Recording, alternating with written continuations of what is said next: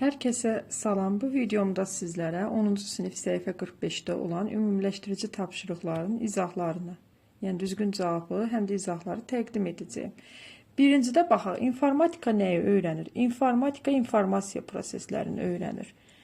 İnformasiya prosesləri dedikdə informasiyanın toplanması, emalı, saxlanması, ötürülməsi nəzərdə tutulur. 2-də not yazısını kodlaşdırmaq üçün 7 işarədə notdan istifadə olunur. Hər bir not eyni minimal sayda bitlə kodlaşdırılır. 180 notdan ibarət məlumatın informasiya həcmi neçə bit olacaq? 7 işarəni kodlaşdırmaq üçün bizə 3 bit lazımdır. Yəni 2 üstü 3, 8 edir. Bu tam kifayət edir ki, 7 biti kodlaşdıraq, 7 işarəni kodlaşdıraq. Yəni 3 bit kifayət edir. 180 notdan ibarətdirsə, bir notumuz 3 bitdirsə, 180-i vuracağıq 3-ə. Burada olacaq 540 bit. Sonra 540 bit. Davam edək. Üçüncü ilə ümumi orta təhsil pilləsinin sonunda verdiyiniz buraxılış imtahanında cavab kartlarının emalı prosesini, cavab kartlarının doldurulması, kartların oxunması, balların hesablanması təhlil edin və baş verən informasiya proseslərini seçdirin. Cavab kartlarının doldurulması. Cavab kartlarının doldurulması informasiyanın yaradılması demək olar. Yəni yaradılması, saxlanması da demək olar, yaradılması da demək olar. Yəni saxlanması deyək. Kartların oxunmasını isə, informasiyanın qəbuludur.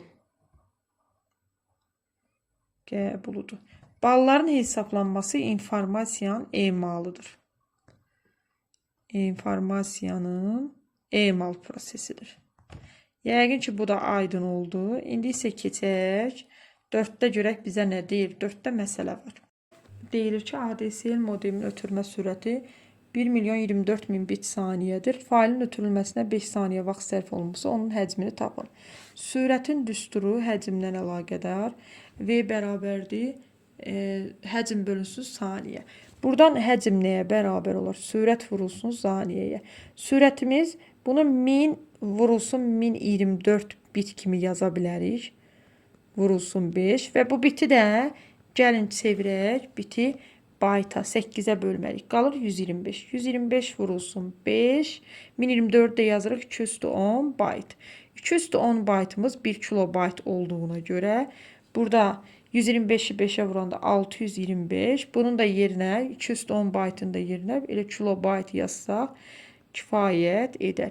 625 kilobayt olacaq 4-ün həlli. Bu bizdə 4-ün həlli oldu. Yəqin ki, aydın oldu.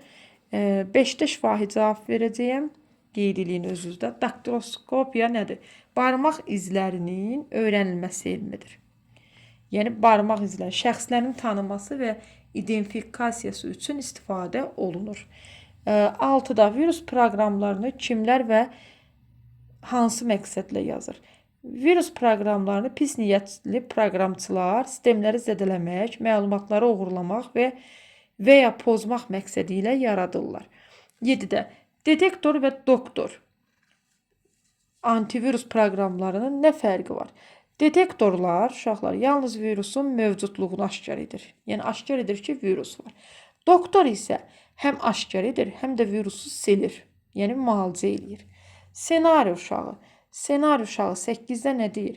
Senari uşağı kimə deyirlər? Senari uşağı, yəni özü proqram yaratmır. Əvvəlcədən yazılmış təlimə, yəni hazırlanmış, belə deyək də, senari, yəni proqrama uyğun hərəkət edən proqram agentidir. Yəni, belə deyək, hakerlərdən bir növdür ki, özləri proqram yarada bilmirlər, hazır proqram üzərində işləyirlər. Yəni, hazır təlimata uyğun virus proqramları ilə işləyirlər. 9-da nə deyir burada? Kompüter proqramları intellektual mülkiyyət hesab olunurmu və onların müəlliflik hüququ necə qorunur? Bəli, kompüter proqramları intellektual mülkiyyət obyektidir. müəlliflik hüququ qanunla qorunur və proqramın icazəsiz köçürülməsi, dəyişdirilməsi və yayılması qəti qadağandır. Onda nədir? Aşağıdakı mətnin şriftini açın. K-nın qiymətini qabaqcadan məlum deyil. Burada siz birinci əlifbanı bilməlisiniz. Əlifbanı mən sizin üçün yazım. Çünki biz bu əlifba üzərində baxacağıq. C, D, Y, Ə, F, F-dan sonra nə gəlirdi? C, C-dan sonra. Mən elə bil ki, bunu çox aşağı yazdım. Çünki açılışını yazmağa bizə yer lazım olacaq. A, B, C, Ç, D, E, Ə, F, C, G, G-dan sonra H, X, I, I, J, K, L, K-dan sonra Q, sonra L, sonra M, N, O, Ö, P, R, S, Ş, T,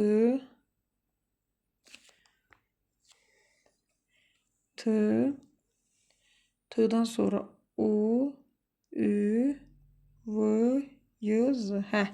İndi gəlin baxaq ki, biz nə etmək istəyirik. K əmsalına baxmalıyıq. Mən irəliyə geri bunların hamısını əvvəlcədən, yəni əvvəlki illərdə hesablayıb bir-bir yoxlamışdım və irəliyə doğru K4 və ya K-4 də demək olar. K4-də irəliyə K4 addımı ilə getmək lazımdır.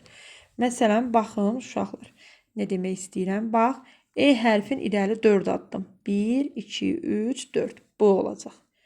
Şeirin açılışını buradan yazıram. Bu. Sonra S hərfin. Burada S hərfin irəliyə 4 addım gedəndə. S hərfin irəliyə 4 addım gedəndə 1, 2, 3, 4. O. Ü hərfin irəli 4 addım 1, 2, 3, 4. S. Başa düşdünüz necə? İrəli 4 addım gedirsiniz hamısında. İdən sonra hansı hərf idi pozuldu burada? J. Hə. İrəli 4 addımdan boz. Y-dan irəli 4 addım 1, 2, 3, 4. T.